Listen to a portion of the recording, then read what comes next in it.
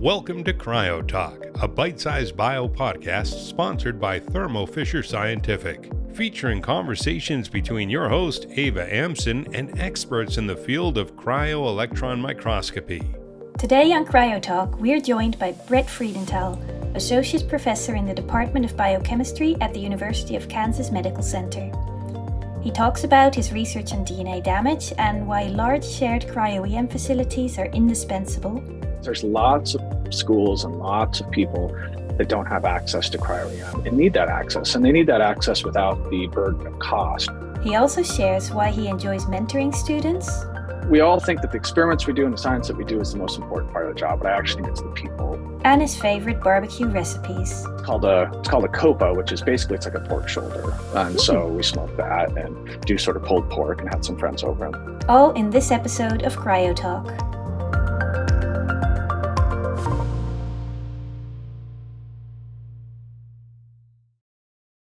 Hi, and welcome to Cryo-Talk. I'm Eva Amsen, and I'm here today with Bret Freudenthal.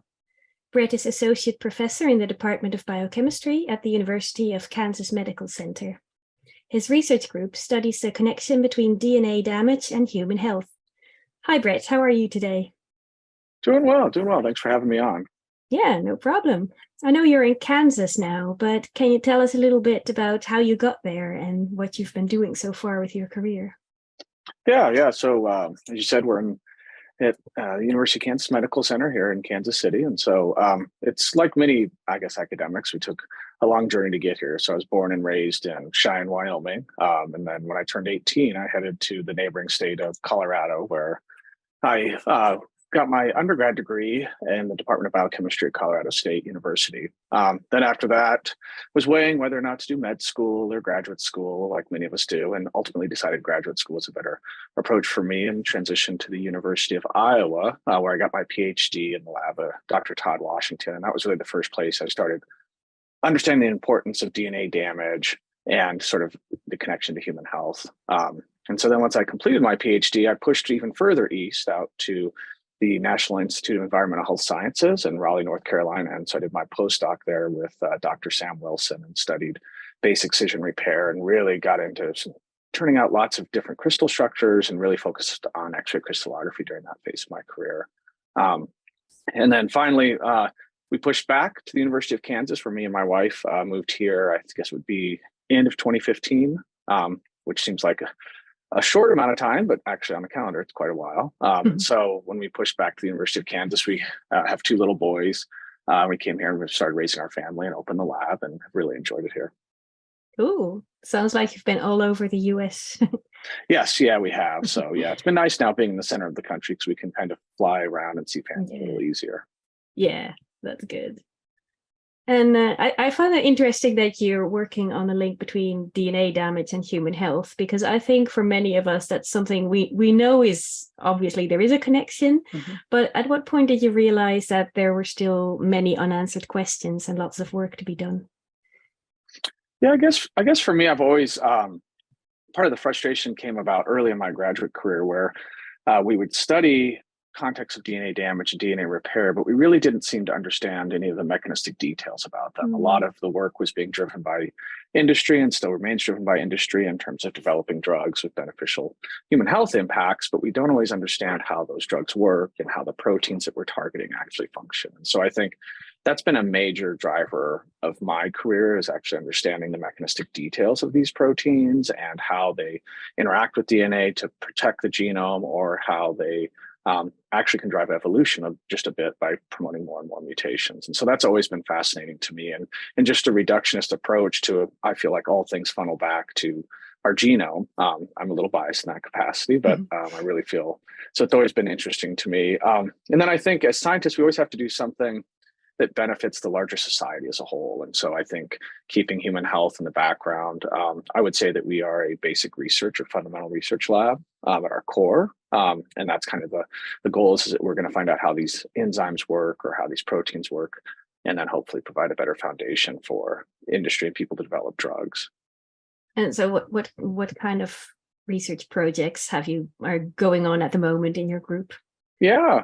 So at the moment, one of the big pushes that's related to CryoEM is we're trying to understand how DNA repair factors can go and work within a chromatinized environment. And so what does that mean? So what that means for us is that we're actually using CryoEM to look at nucleosome core particles and how DNA that's damaged can subsequently be identified and repaired in the context of a nucleosome core particle. And why this is important is a nucleosome core particle has a protein component referred to as histones, and in order for the DNA repair factors to find the damage and actually engage the damage, they sort of go at this, what a talented postdoc in my lab terms as a tug of war. And so they're kind of fighting this nucleosome core particle to get at the DNA damage and get it away from the protein so that they can start to actually repair. And by repairing it, they need to subsequently remove the damaged base and put in a new base and subsequently ligate it. And so we're using CryoEM to actually understand that at relatively the atomic level, I would say. And why did you choose CryoEM for that particular project? What makes it so useful?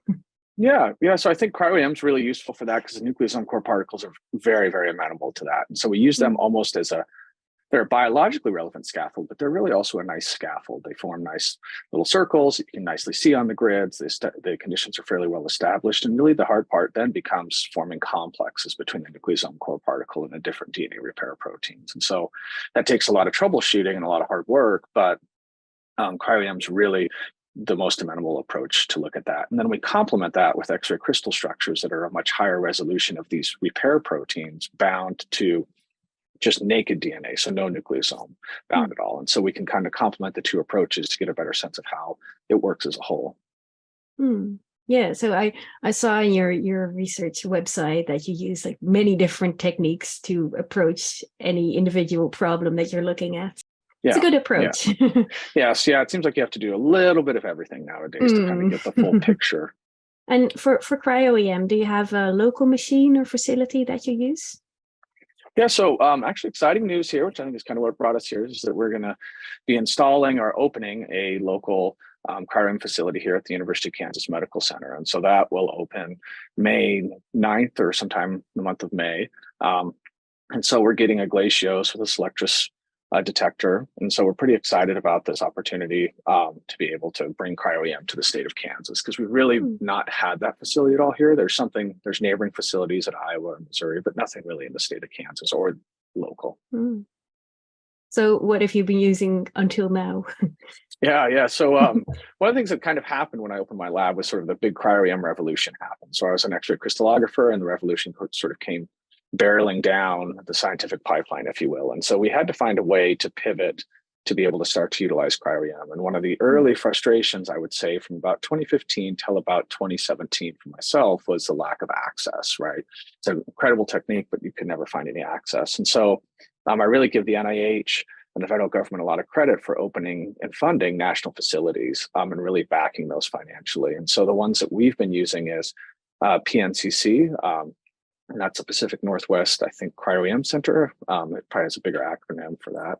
But nevertheless, we've been using PNCC, and they have been just an instrumental source for us for both sending samples, helping troubleshoot samples. We also are able to analyze data there. And so we've been generating the samples here and then subsequently shipping them out to PNCC, and then we'll analyze the data there. And so what that was really instrumental for us was just getting our foot in the door and starting to get some momentum behind our projects and figuring out what would work. And so once that momentum started to pick up, we were able to kind of leverage those results and also leverage the exciting time from sort of the 2018 till now for CryoEM to help convince people that we need to have facilities here. And so I think these national facilities are instrumental in sort of drumming up support, if you will. Yeah, that's actually my next question. Like, do you think that like large shared facilities like that make CryoEM also more accessible to people who just want to try it out or maybe just use it occasionally? Yeah. I mean, I think it parallels what happened back when I was in graduate school with synchrotrons for X-ray crystallography. And so I think these national facilities are just, I think, one of the biggest things to happen to CryoEM outside of just sort of we all talk about the resolution revolution, but I really think these national facilities are what's important, because there's lots of schools and lots of people that don't have access to CryoEM and need that access. And they need that access without the burden of cost, right? So you have big bills associated with CryoEM if you go to private facility or a local facility, whereas the national facilities, you don't have these bills. And so I think it's been important for states like Kansas, where we're referred to as an idea state, the state that doesn't get large amounts of NIH funds. And so we're a state where I think smaller schools, as well as even schools like ourselves, can use these national facilities. And my ultimate hope would be to start to see these national facilities continue, and PNCC is a big advocate of this, but to continue to push into trying to support other states that have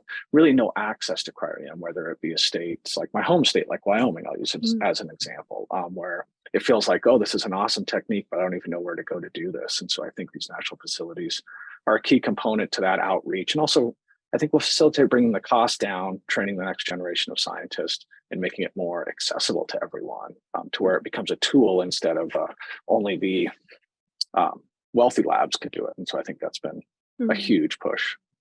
Yeah. And I credit the federal government and the National Institute Centers for that. Yeah, definitely a good way for people to just get to know it even. Not everyone has a big facility. Yes, Yeah.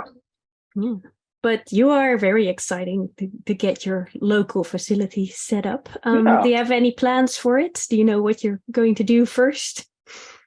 Yeah, well, hopefully everything goes smooth. So right now, the first thing we want to do is get the equipment here. I think I don't know if it's formally shipped, but it's in the process. So, as you know, with these things, it's what you don't know. So we're always worried about the things that we don't know. But so far, it's going really well. And I think some of the first things we're going to do is have a little symposium where some trainees can give some talks here and right now we're doing a seminar series and have had different speakers come through. And so I think probably the first thing we'll do is open it up to local users as well as anyone that wants to use it. But some of the first projects will probably be scouting out with a handful of labs that are working such things as nucleosomes for us, or there's a proteasome, and kind of start to get the workflow up and going. And we anticipate hopefully starting to get, or I personally anticipate hopefully starting to do a little bit more outreach to the smaller schools.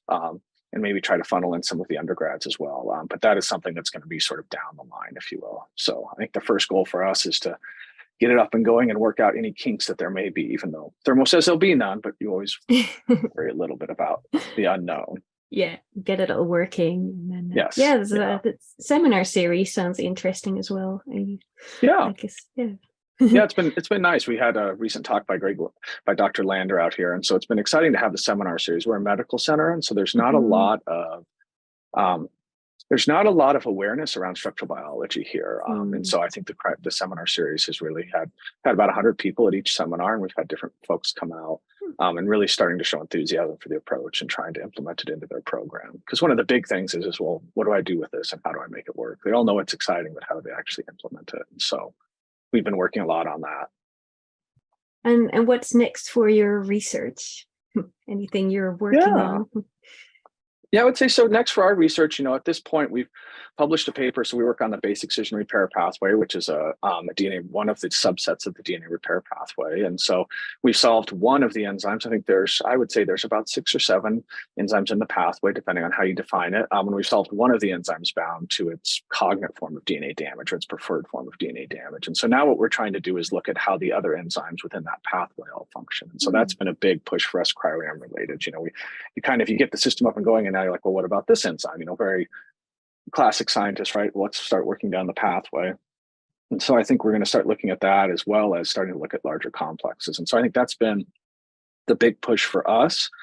As always, I think cryo-EM's wonderful, but it's a slow process in terms of data analysis and working through that. So we'll have plenty of years of work left to do on those topics. That's good. You won't get bored. Yeah. No. And what do you do when you're not working? Do you have any hobbies? Yeah. So, I think the big thing that I do when I'm not working is try to spend time with the family. And I've got twin boys that are 7 years old. So I spend a lot of time with them, going to their soccer games and things. We actually are headed out next week for their spring break on a ski trip. So being from Wyoming, I hunt and fish, and I guess I technically snowboard, but we refer to it as a ski trip. And so we're teaching the kids how to ski. So we're headed out to do that for the next week, which should be fun. They're sort of still adjusting to the fear of the lift, which is always scary at that age, but they seem to be enjoying it. So that's probably kind of the things that I like to do. Try to get outside. or hang out with friends. Great. I love watching little kids ski because it's like they have no fear at all. They don't think about falling. They just go. Yeah. It is fun watching them, kind of learn the pie and the fry and everything. Yeah. So they're just budding skiers. I guess you don't have very far to fall when you're only little. So. No, not at all. No, it's not too far at all. I think the biggest part is getting them used to the lift. That seems to be the ongoing challenge. So, but it's also the fun parts. Yes, yeah, absolutely. I've got a round of quick fire questions. Yeah. So, do you enjoy traveling? I know you've been all over the country. Yeah, absolutely. I mean, that's by far probably one of my favorite things to do is go on different trips. Or we're hoping to try to get back overseas. With the pandemic, it's kind of limited our ability to travel overseas. But a spot me and my wife are eyeing is trying to get back out to Italy. We went out there, I guess it'd be 4 years ago now. So I'd like to get back out there. But otherwise, travel a lot within sort of the North America area. Lots of ski resorts. Or my wife is much more a beach person. So we recently were in Florida. Spending some time out on the beach with the kids. And do you like to read? Do you have any book recommendations for us? Oh, man. Unfortunately, I must admit that I am the person that doesn't like to read as much for fun anymore. Which is a bad and embarrassing thing. And I'm hoping, I was talking to my wife about it, trying to get back into reading because it's something I should try to enjoy more. But lately, the free time that I've had, I've been doing more kind of house projects. We're renovating our basement. So I've been spending time doing that. And I'm convincing myself, so I unfortunately don't have good book recommendations. I should be a better scientist on that front, but I think the writing and reading of the job makes it where when I go home, I like to do stuff with my hands. And, you do enough reading for work. Yeah, but it is bad. I'm always embarrassed about it. What about things on screen, films or TV? Oh yeah, so you have time for that? Yes, we do like to watch shows. So I've actually been watching, I guess relevant right now, we've been watching The Last of Us, which is a show on HBO Max right now that we're watching. And so I really enjoy that sort of style of show. And so that's been something that we watched actually last night, me and my wife did. And so it's been interesting. I sort of like these sort of end of the world things, and sort of how humanity would deal with that. So I've always found the social dynamics interesting within those films. Yeah, and there's so many in that genre, and it often feels scarily close to home. It's that could really happen. And And what about? Do you like cooking? Do you do that at all? Yeah, we do. I do like to cook. So being in Kansas City, we're a big barbecue city, and so I've get more and more. I think actually yesterday it was nice here. We sort of had a nice break in the weather, and so it's got up into the 70s. And so I ended up smoking what's called a copa, which is basically it's like a pork shoulder. And so we smoked that and do sort of pulled pork and had some friends over. And so I really like to grill. I definitely like cooking in the kitchen as well, but I much more prefer to be outside on the grill or making hamburgers or steaks or kind of doing the whole barbecue thing, which is a big Kansas City. Yeah, and it's almost spring and summer, so you've got a lot of grilling ahead. We're in that time of year here where temperature kind of swings from about 30 degrees. So, I think today it'll hit 60. I think tomorrow the high may be 40. That's kind of spring in the Midwest where we have these big temperature swings. It's hard to prepare for, but yeah. And what about music? Do you listen to music at all? Yeah. So I guess there's kind of two styles that I would listen to generally. So if I'm working or writing, it tends to be sort of more classical or jazz music to try to keep me focused on what I'm working on. So that's what I would listen to with that. Otherwise, I'm very much a 90s kid and grew up listening to 90s hip hop and rap. And so I tend to listen to that style. And now I've kind of transitioned a little bit more, probably with the kids, more into kind of the pop genre that we'll listen to with them, or kind of electronic music. So it's kind of a spectrum. We listen to a little bit of country, but not a lot. I grew up listening to a lot of country being in Wyoming, and so kind of shifted away. But the 90s sort of rap era had a big influence on my style of music. Yeah. That was a big era for rap too. So yes, growing up in the 90s, it's can't play it around the kids, and it's always ages me quickly, but we still listen to it. Sounds like you have a lot of different things to listen to. That's fun. Yes, absolutely. And this is a question that I always love asking scientists. If you were not a scientist, what would you be? Oh, that is a good question. So, if I wasn't a scientist, I would probably, not withstanding financial aspects, but I've always thought it would be interesting to open kind of a speakeasy, like a cocktail bar. So I've always enjoyed the settings of cocktail bars and sort of restaurants like that, to where you can get together with sort of other friends and adults and kind of the camaraderie associated with that. So I actually think that probably would be something that I would actually really enjoy doing. I mean, I recognize there's the challenges of that industry to just say you would do it. But that's something that I have always kind of wanted to go and be able to do, is go open a nice adult cocktail bar with some sort of food component to it. And it's still kind of sciencey. It's Yes. Making cocktails always feels like doing a science experiment to me, with all the careful measurements and yeah, absolutely. Yeah. And it's always nice to get together, with friends and chat about things and catch up. So it's always been something I've thought would be a fun thing to do, being part of the community as well. But leaving the cocktail bar, going back to the lab. Yes. Do you enjoy mentoring students? Yeah. I would say that it's by far the part of the job that I enjoy the most. It's a part of the job that I think is probably we all think that the experiments we do and the science that we do is the most important part of the job, but I actually think it's the people. So I, by far, there's just something about the trainees and the excitement that they have and helping them kind of launch their career. I mean, I think it has its own challenges in terms of, they're only here for a small amount of time, and you sort of are like, oh, and then they sort of launch their own career. And so, the turnover can always be a challenge a bit in terms of finding the next generation. But the mentoring, I think, is really where the long-term impact of my career will be. Not another paper, it'll be the people that I interact with. And that's the part I enjoy the most. It's just fun. They have such a joy for science and are always, so excited about it. And so I've just always enjoyed that aspect. And in your own career, have you had any useful advice from people who mentored you? Yeah, I would say, you put me on the spot here. So I would say, a handful of advice. So one of the ones that I had from both of my graduate mentor and then my postdoctoral mentor was to, just keep it simple and remind it for people, and, think about the reader instead of the writer. It's a lot more about the reader and keeping it simple, as they say, simple, stupid, just try to keep it very understandable. And then one of my postdoctoral mentors always said that, it's very hard to float a battleship in shallow water. And so it's important that you address a topic at a level of depth, and you don't do it very shallowly, and because you need to be able to really get at those topics. And so I think understanding something in great detail as opposed to surveying lots of different things was some really good advice. And it's probably reflective of my inherent nature of wanting to jump around and survey lots of different things. And so I think that was something I always try to keep in mind. Yeah, that sounds like useful advice. Yeah. I think especially for a field like biochemistry, where there's so much to look at, and there's so many pathways that you can go down. Yes. Yeah. It can become overwhelming. I mean, even with this nucleosome core particle that we're trying to study, it sort of even becomes, where do we put the damage within the 147 possible locations? And, how do you pick the right spot? So it can become very daunting.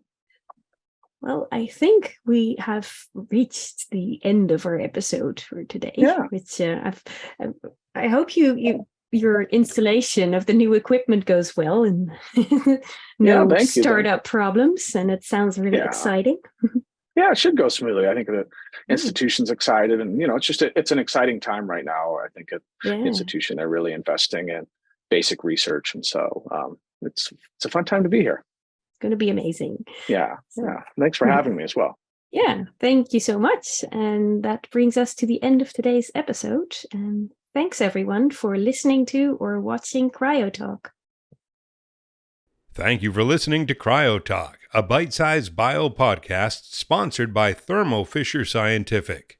To view all audio and video recordings from this series, please visit bitesizebio.com/Cryo-Talk.